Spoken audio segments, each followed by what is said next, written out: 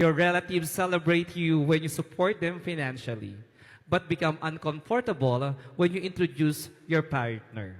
When acceptance only appears during convenience, is it family, tolerance, or obligation?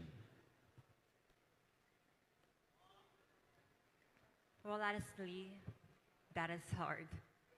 But I believe family should be our safe space. Not only for the one, but when we are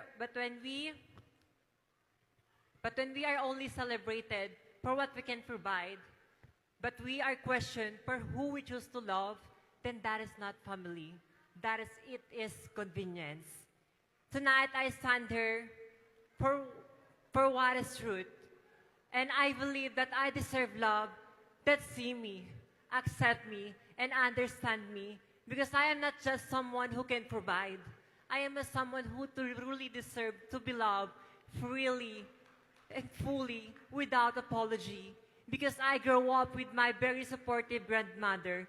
And I am currently in a relationship for almost 4 years. And my grandma told me, I'm happy when my child is happy. And I really do believe in a saying that our number one supporter should be our family. Because in the end, there's nothing wrong by loving someone.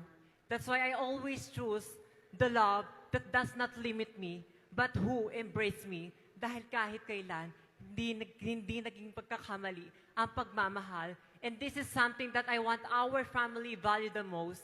Learn how to support their child, whether to love someone or to choose their identity. Because this is something that in return, ay suportahan kami sa kung anong gusto namin. Dahil wag po kayong mag-aalala sa aming mga pamilya, magmamahal man kami ng aming mga lalaki, ngunit hindi po namin kakalimutan kung sino at kung ano ang aming pinagmulan. Maraming salamat po. Thank you so